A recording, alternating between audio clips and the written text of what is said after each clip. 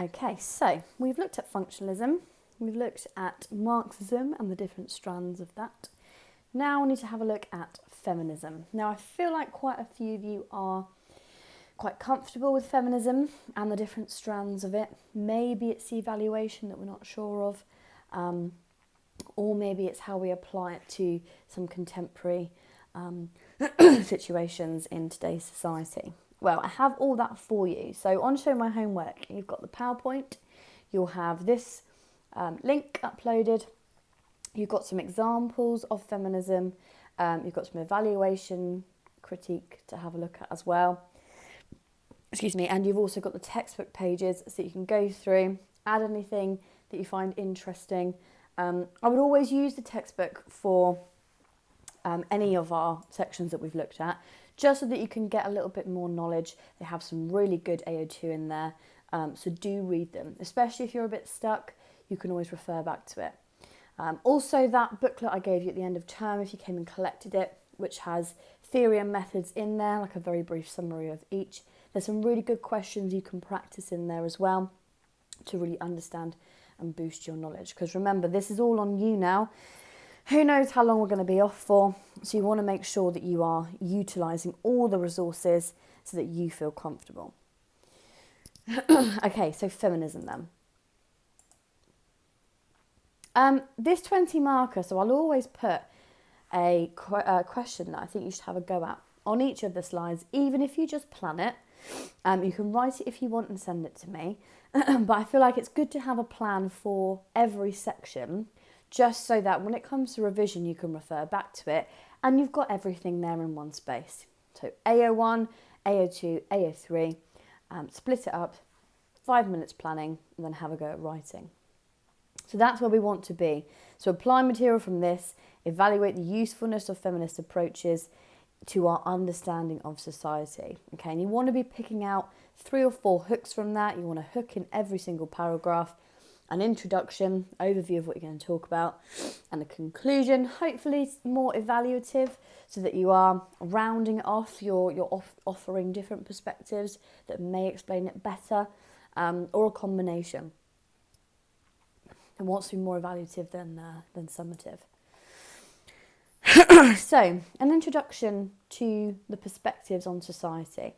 What you can do if you want to is, I've got some tasks on some of these slides. Feel free to do them. I won't discuss all of them. So what actually is feminism then? If we had to describe it, a bit of AO1 in our introduction, what are we going to say? So just like Marxism, it's a conflict perspective.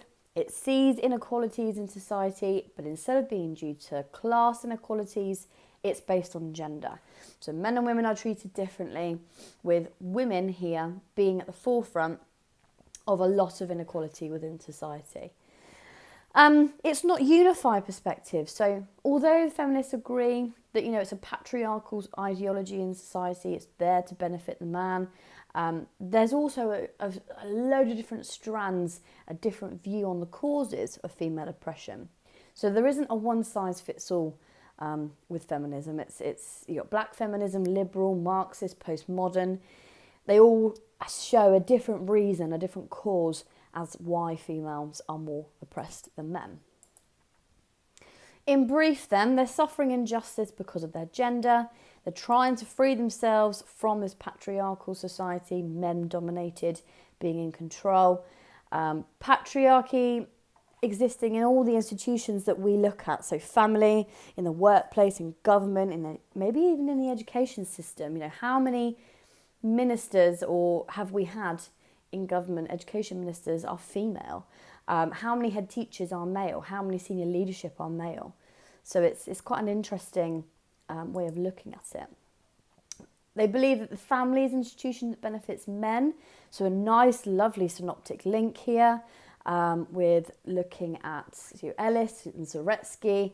How is it benefiting men? You've got Ansley. Women are the takers of shit here. They come home. They're being flooded with all the men's problems. Why is it that it benefits men? So with all of these theories, what you want to be doing for revision after you've learnt it is get a big sheet of paper, big A3, or if you don't have A3, one of my tips, if it's still open, pop to B&Q or anywhere that sells wallpaper, and you can take free samples. So go and get some free samples and put them all over your wall. It's not stealing because you can take them as samples to put on your wall. That's if you're running out of paper. I'd take that, put feminism in the middle, and then write around it different colours, purple for family, blue for education. How could you link this synoptically for AO2 with this theory? Okay, it's a nice bit of revision. If we looked at health, which we don't anymore, but still something you could talk about, is looking at childbirth, the medicalisation of childbirth. Women are seen as, weaker. They need to be constantly checked on and tested when they're pregnant. So they're vulnerable because of this. Maybe something to have a look at. It's quite interesting. In your textbook under health. We won't do this. There's no point. So like I said, there are different strands of feminism. So radical, liberal, difference, postmodernist, black and Marxist. We're not going to look at all of them. We're going to look at postmodernism at the end, because I think you can bring that in your conclusion, and that will make it really strong. We're going to look at liberal, black, Marxist and radical strands of feminism. And again, you might have all these resources already, but if you are struggling and you can't remember it, then this is a perfect opportunity to pull them out and go over it. Some interesting bits of AO2 here. I quite like some of these quotes, some of these views of people online. It's quite interesting. So the first thing I want you to do then, on Show My Homework, I've uploaded a categorise Word document, and it looks a bit like this. These are the answers. I'm not going to show you that though. Take 4 colours and categorise them. Obviously, you might not have a good understanding as to what all of these are, but just give it a go. And some of you might be able to work out more than others. 4 colours, categorise them into which ones they support. So we know already liberal is quite equal. It sees men and women the same. Radical is, radical. They want women and men completely separate. Marxist is looking at how women are not only exploited due to their gender, but also capitalism. And then black feminism. So they're not really taking into account the views of women of colour and of different ethnicities. Okay, so have a go at that. Once you've done that, match them up on here. So red is your radical. Then we've got Marxist in the blue. In the purple.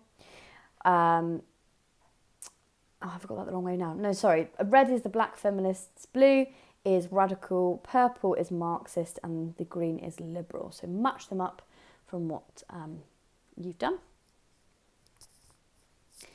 Then what you also have uploaded is basically all the information you need for the 4 different strands of feminism. So what I would say to do now is take 20-25 minutes, read through each of them. So you've got 4, radical, black, liberal and Marxist. Create summary sheets for each of them. What are some of the key bits of that strand of feminism? Who are the key sociologists and what are they saying? And create sort of like little flashcards to help you remember.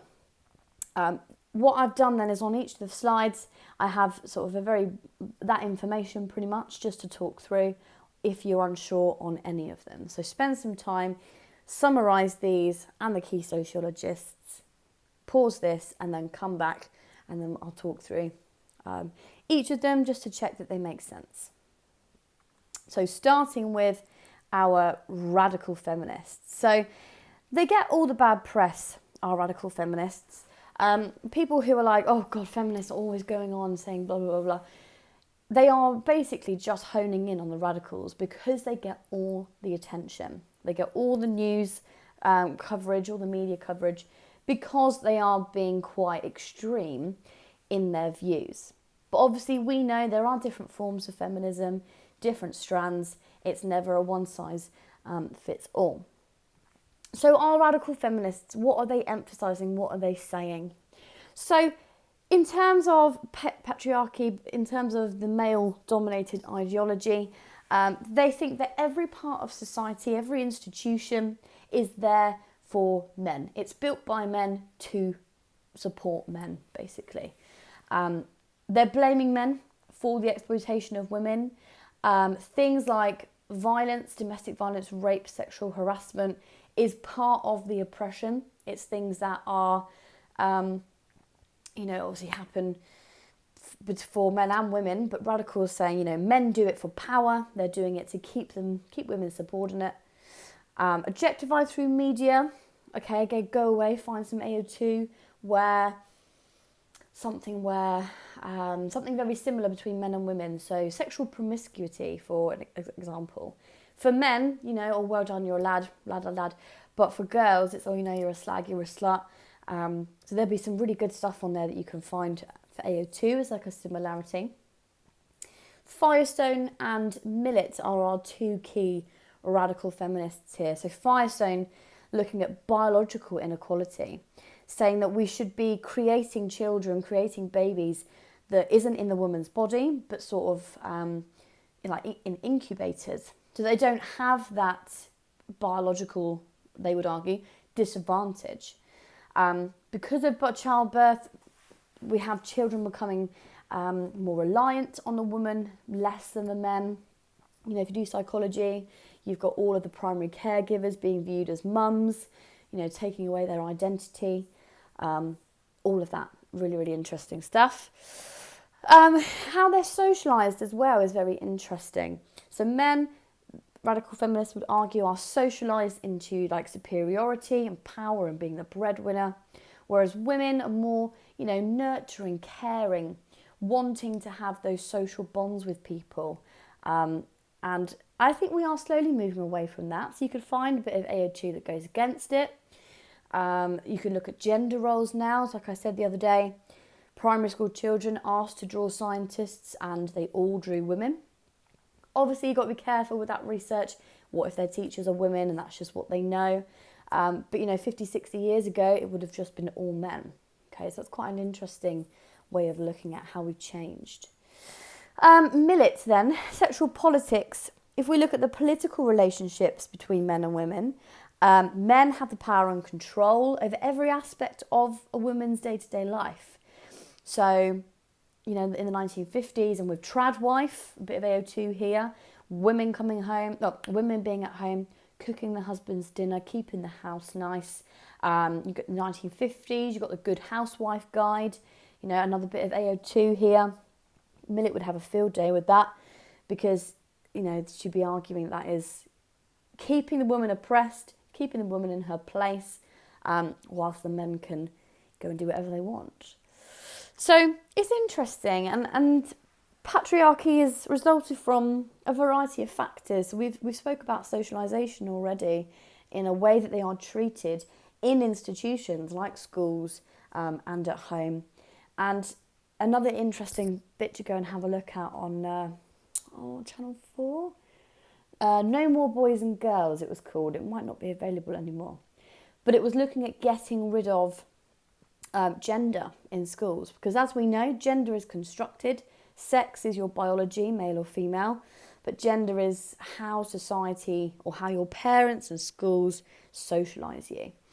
And in this show, they basically recorded teachers and their use of language towards boys and girls. And to boys, it was, all right, mate, all right, bud, you're okay. And to girls, it was, you're right, lovely, you're right, sweetheart.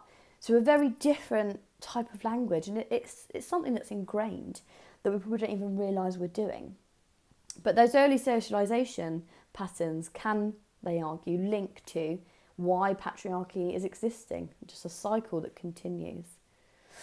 All women have this caste-like, so if in Hindu society, the caste-like status, where they're subordinate to men. It's maintained through this ideology of love and marriage. It's like a power thing, a control thing. You take on the husband's name, and a radical feminist would love that. You're taking away your own identity. Again, you could take that further and say, well, there's some places where the men have taken the woman's name. So how does that work? Educational factors then. So women's pay is often in a low status job. A lot of the stuff that we know, the dual burden or most of the housework is carried out by women. Again, bring in what we know from family. 8 times more likely to do the housework. Bring in all those key sociologists there. Which means that women, obscuring the real situation in which women are dependent on men. Education, so, variety of different subjects that people take in school. They're still quite gendered. Women have that glass ceiling effect where they're less likely to be employed in those higher positions because they're worried they're going to go and have a baby or because they have a baby. So again, that biological restraint, like Millett was arguing. Firestone was arguing. And then, obviously, physical force. There's more violence against women. So in domestic abuse cases, 1 in 4 women who are killed, it's due to their partner. It's due to domestic violence. Okay, and what are some figures for men? Are there anything that we can flip that? What are some of the statistics out there on male abuse? So that's your radical feminism in a very brief summary. Your Marxists then, so the main oppression here is that capitalism is the main source of women's oppression. So a Marxist feminist in a class-based inequality intensifies patriarchy. It allows it to continue. When we look at Engels and Soretsky in the family, we have property being inherited to the male, passed down to keep the rich rich, keep that family sustained. And one of the main ways Marx feminists would argue women are being exploited is through unpaid work. So that dual burden, that triple shift, housework, childcare, and maybe even having to go to work themselves. So our bourgeoisie benefit from women's unpaid work. Women, provide the workers to keep the capitalist system going. Again, that's looking at the family there, some really nice synoptic links. And also the emotional needs. They take on takers of shit, as Ansley said there at the bottom. They take on all of the issues that men have at work. They're emotional sponges. They take all that in. And like our radical feminists, they believe that only having a revolutionary change is going to free women from the exploitation and oppression by men. It differs though because it's looking at the establishment of a communist society rather than those gender inequalities. Again, find some societies where that has been trialled or it exists. I'm sure there's some out there for some AO2. And, do they feel any different? Is there any change? Be quite interesting to have a look at. 2 key sociologists here are Benston and Ansley. So the unpaid labour performed by women, it's large, it's profitable to those who own the means of production. So the work that women do in the family, that dual burden, that triple shift, reproduces the next generation. A lovely quote, the slaves of the wage slaves. So men are the wage slaves. Women are the slaves to them, to the men. They do all the domestic tasks in the household. They attend the domestic and sexual and emotional needs of their husbands, the workers. So it keeps the economy going. It keeps that capitalist economy surviving. And then Ansley, we all love a bit of Ansley. Takers of shit, we love that. Absorbers of their husbands' frustrations and anger. So they soak in, they're a sponge to all of that crap that they face at work, which leaves women powerless, leaves them at the face of the oppression, leaves them, subordinate.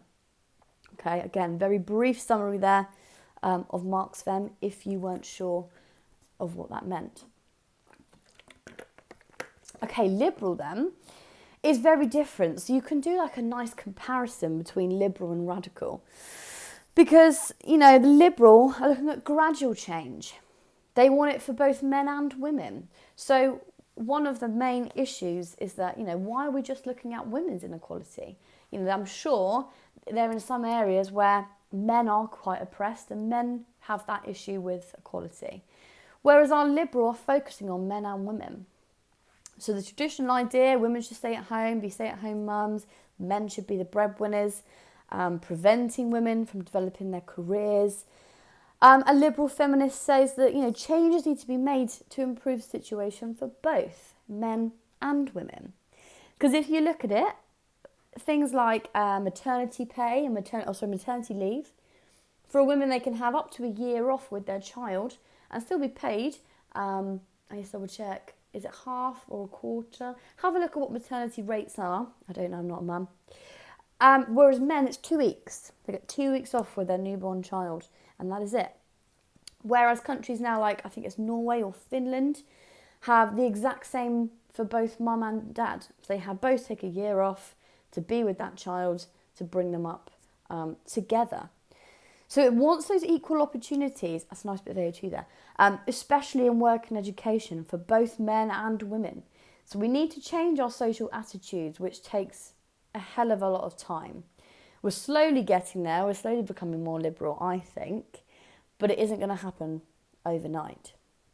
It comes down to sort of the culture and attitudes of individuals and sort of where you are in the world, I think. And we want to break those barriers. We want to break those stereotypes. Well, that's what a liberal feminist would love to see. So Somerville is one of our key sociologists here. Many other of the strands of feminism failed to acknowledge the progress women have made. So more women are in paid employment. More women who they choose to marry, instead of it being inflicted on them. If they want to remain single, there's no pressure on them to get married and to have kids. So we are in a very progressive state, a liberal feminist would argue. And then lastly, our final strand is our black feminism. So it's developed from all these criticisms and a dissatisfaction with the other approaches because they're ethnocentric. And what that means is that they're developed focusing on sort of a certain individual, a certain group of people. So it claims that it looks at all of the problems that women are facing, but really the focus, they're arguing, is just on white women, written in the perspective of a white woman.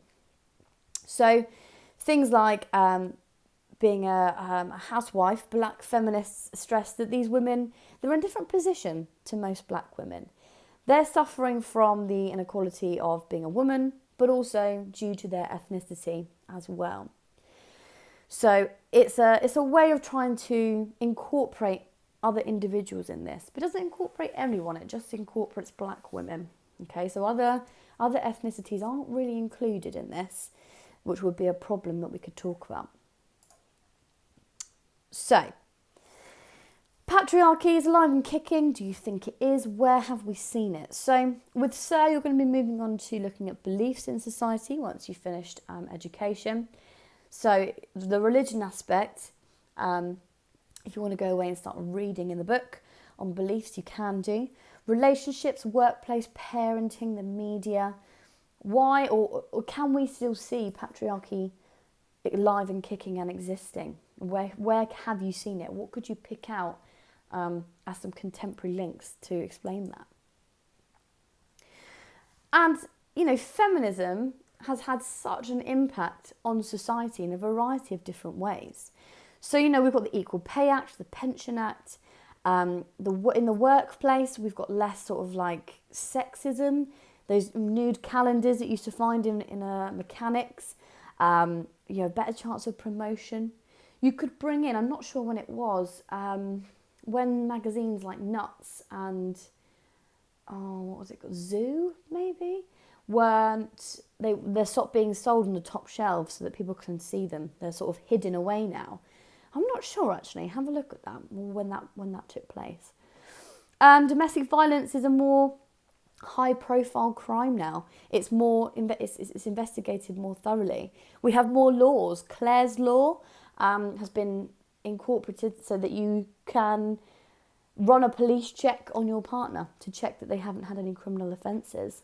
Okay, that's a great bit there too. I'm on fire today. Social policy like maternity leave, paternity leave, family tax credit, education. We'd like to think that girls and boys are treated equally or the same. I don't see it being any different. Girls are being pushed into more STEM subjects, whereas before it would, just be a more stereotypically boy driven subject. And then in the family, more women in work than ever before. And we have more stay-at-home dads because there's less of a stigma behind it. So I can't remember the statistic, how many stay-at-home dads we had when we looked at in the family. But that's something you can bring in here. So what I have uploaded is a file. So do feminists have the right to be angry? There's a whole load of feminist issues attached to that. Have a go at writing a paragraph to answer this question. So do they have the right to be angry? And basically have a read through, pick out the ones that you think are really interesting, go and find something that links to that issue.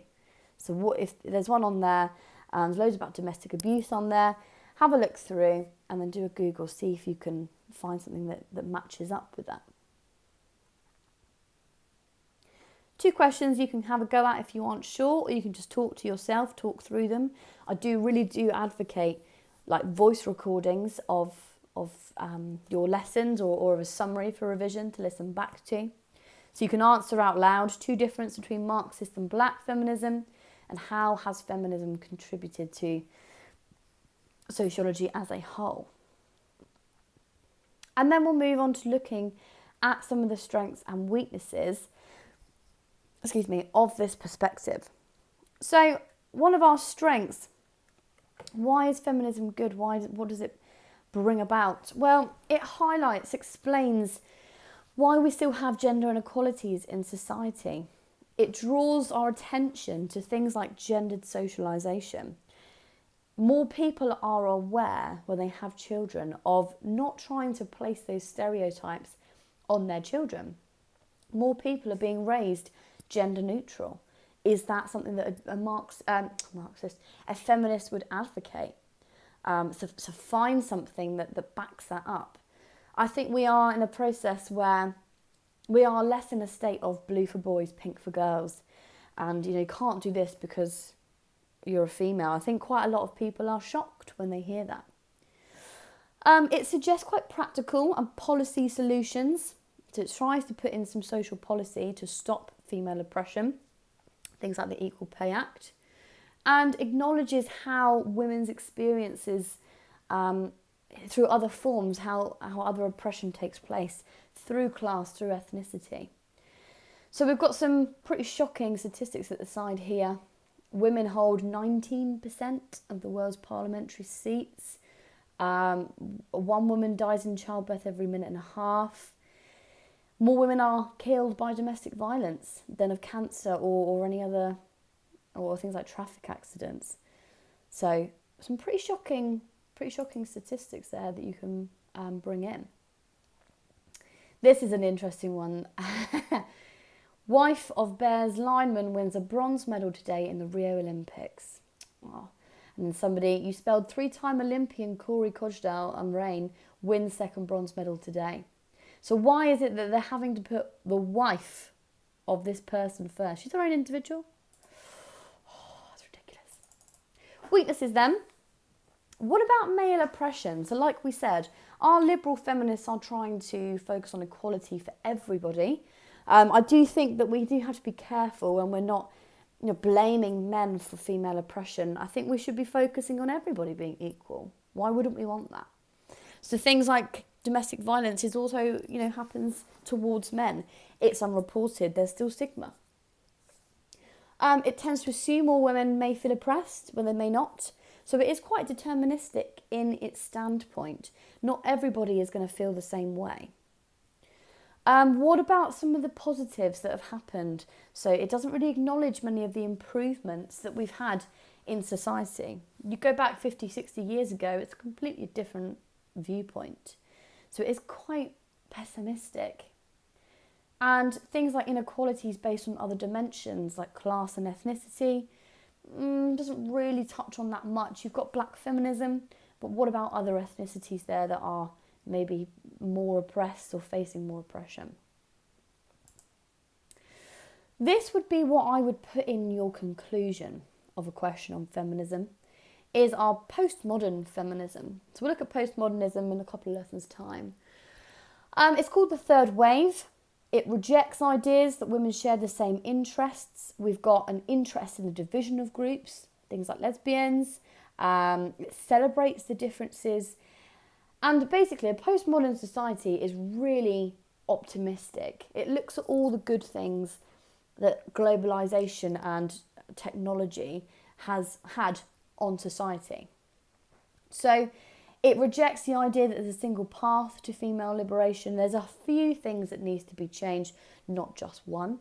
So in the book, there is a little bit on postmodern. Have a read of it. It is quite interesting.